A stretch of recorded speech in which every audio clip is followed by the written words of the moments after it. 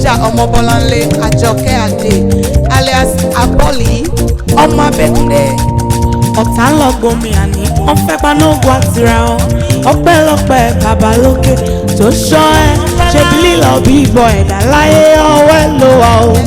Jíjẹ mímú gbogbo ènìyàn ṣe bí wọ́n màmá ló ń pèsè gbogbo tó dá sí ló yege á fi ìfọ́pá rere tó mú wa pègede owó ta ìṣe dédé ọmọ ẹ̀dá ẹ̀dẹ̀dẹ̀ ojú tọ̀tà yegede ọmọ ọlọ́run ti yege ìjìnlẹ̀ nínú ìjìnlẹ̀ ẹ ṣeun o ìjìnlẹ̀ tó gbin múlẹ̀ ẹ ṣeun o ìjìnlẹ̀ nínú ìjìnlẹ̀ ẹ ṣe ìjìnlẹ̀ tó gbin múlẹ̀ ẹ ṣeun o àná wọn sọ̀rọ̀ ẹ ṣeun o òní wọn sọ̀rọ̀ ẹ ṣe ó bàbá ọlá wọn á sọ̀rọ̀ ògo ẹ ṣeun o ìjìnlẹ̀ nínú ìjìnlẹ̀ ẹ ṣeun o ìjìnlẹ̀ nínú ìjìnlẹ̀ ẹ ṣeun o ìjìnlẹ̀ nínú ìjìnlẹ̀ ẹ ṣeun o àná mi sọ̀rọ̀ ẹ ṣeun o òní mi sọ̀rọ̀ ẹ ṣeun o ọlá mi á sọ̀rọ̀ ògo ẹ ṣeun o ìjìnlẹ̀ nínú ìjìnlẹ̀ ẹ ṣeun o torí pé àánú máa ló ń sọ̀rọ̀ bàbá agbára mi máa kọ̀ o ọlọ́run ìwọ ni o àánú máa ló ń sọ̀rọ̀ bàbá agbára mi máa kọ̀ o ìwọ ni. ó ràn wọ́n lọ́wọ́ ṣẹ́gun fún wọn gbé wọn lékè àwọn ẹni bí ipá ayé kò ká wọn ọlọ́run mi. àánú máa ló ń sọ̀rọ̀ bàbá agbára mi máa kọ̀ o ìwọ ni. ọba tó dá wọn sí títí dọjọ́ òní sísí ẹ̀pẹ́tẹ̀ kèrè mi kọ́ lórí ilẹ̀ alàyè oṣó bàbá. àánú máa ló ń sọ̀rọ̀ bàbá agbára mi máa kọ̀ o ìwọ ni. every December 17 ṣáá lọ́jọ́ ìbí Àjọkẹ́ ṣáá máa dá gọ̀jọ̀gọ̀jọ̀ níwájú Ọlọ́run. àánú máa ló ń sọ̀rọ̀ bàbá agbára mi máa kọ̀ o ìwọ ni. ó ní ẹ̀yin ni Olúwa Jehovah ẹ̀yin ni Olúwa ọba títí ayé. ẹ̀yin ni Olúwa Jehovah ẹ̀yin ni Olúwa ọba wa. ẹ̀yin ni Olúwa Olúwa Olúwa Olúwa ẹ̀yin ni Olúwa ọba lórí ayé. ẹ̀yin ni Olúwa Jehovah ẹ̀yin ni Olúwa ọba wa. ìwọ tó ti ń jẹ́ Ọlọ́run wọn láti inú oyún títí dákókò àgbẹ̀ ọ̀gá Ọlọ́run.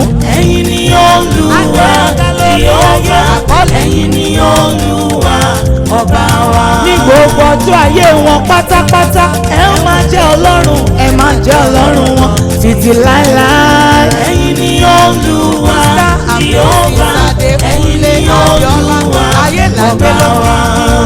Alhaja mi Omobolanle Ajoke alias Aboli ọmọ Adekunle jẹ́nbàrẹ́lẹ̀ bàbá tó bí ọlọ́mọ gangan.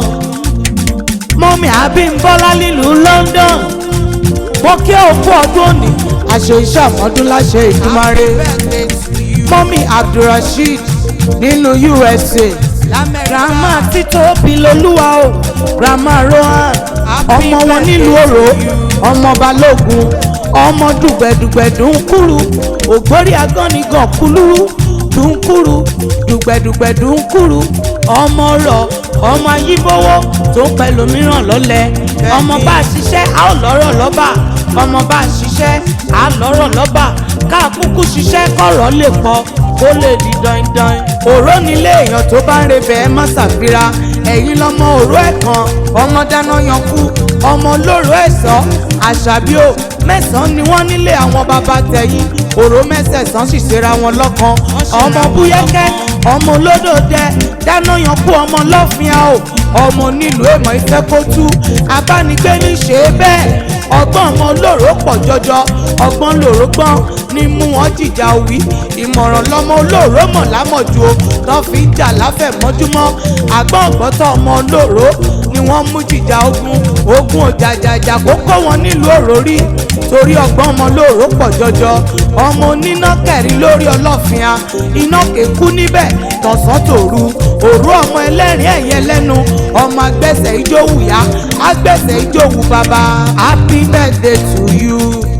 Mr and Mrs Adekunle Abiola Ayelagbe lọ́ní máa kí yín wọ́n ní ẹ ó ṣàmọ́dún láṣẹ Èdùmàrè tọdún bá ti dé gbèrègùn amáwọ̀ tuntun wáyé ọdọọdún new glory new level for you I pray mọ́mí ìgbà ọdún kan ni èmi Duru-Jesu mo ní ẹ ó ṣàmọ́dún nítorí ọdọọdún lẹ́wà ń bẹ gbogbo àwọn ọmọ yín pátápátá lọ́ní àmọ́ kí yín wọ́n ní happy 60th birthday to you mọ́mí. Abiola nínú London àtàdúrọ̀ṣìd ní USA àwọn ọmọ náà gbẹ̀yìn tí tóbi lolúwa àti Rohan wọ́n ní grandma happy birthday to you.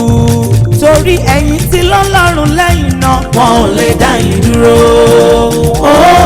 wọn ò lè dá yín dúró alágbára lẹ́yìn yín wọn ò lè dá yín dúró wọn ò lè dá yín dúró wọ́n á máa ṣàlátìlẹ́yìn rẹ̀ lọ wọn ò lè dá yín dúró wọn ò lè dá yín dúró. Mr and Mrs Ayelagbe ló ní kí ọ wọn ò lè dá yín dúró wọn ò lè dá yín dúró. èmi Duru-Jesu mo kí yín mọ́mí wọn ò lè dá yín dúró wọn ò lè dá yín dúró. nítorí bó ṣe ń jà fẹ́yìn lẹ̀ ọ̀pọ̀ Omobolanle ìmọ̀lára rẹ̀ ṣáàkì ẹ̀yìn rí ọba tó jà fún yín ní kọ̀kọ̀ ìyìn ògo ní forúkọ rẹ̀ bó ṣe ń jà fún mi mi ò mọ̀ ìmọ̀lára rẹ̀ ṣá ni mò ń rí ọba tó jà fún mi ní kọ̀kọ̀ ìyìn ògo ní forúkọ rẹ̀. àánú rẹ̀ lẹ́yìn rí gbà ó tí ẹ fi yan fanda àánú rẹ̀ lẹ́yìn rí gbà ó tó fi dán lọ́dọ̀ yìí àánú rẹ̀ lẹ́yìn rí gbà ó tí mo fi yan fanda àánú rẹ̀ lẹ́yìn rí gbà ó tó fi dán lọ́dọ̀ mi. àní bí ẹ ṣe lè ló ń dún fún yín ẹ̀yin lòkúta táwọn ọmọ lẹ́kọ̀ọ́ ẹ̀ wá di pàtàkì gúnlé. ẹ̀jẹ̀ ni àjítọ́nà wò fàyè rí ẹ̀yin ẹni ẹ̀gàn ọjọ́ sí ọwọ́ ìkan tún yín wò. new glory for you. ṣe bá àánú rẹ̀ lẹ́yìn rí gbà ó tó fi dán lọ́dọ̀ yìí. àánú rẹ̀ lèmi rí gbà ó tí mo fi yan fanda àánú rẹ̀ lèmi rí gbà ó tó fi dán lọ́dọ̀ mi. Happy birthday to you. Akínyìn síbẹ̀. Many happy returns. Àbúrò rẹ̀ dáadáa ló bí rẹ̀ ọ́. Ó ti dọ́jọ́ ayọ̀. Abiola Ayelagbe. So glad to celebrate you. Àtọkọ wọn Adekunle. Happy birthday to you. Wọ́n ní kí yí dáadáa. Many happy returns. Mọ́mí ọjọ́ ìbí rẹ̀. Ó ti dọ́jọ́ ayọ̀. Happy birthday to you. So glad to celebrate you.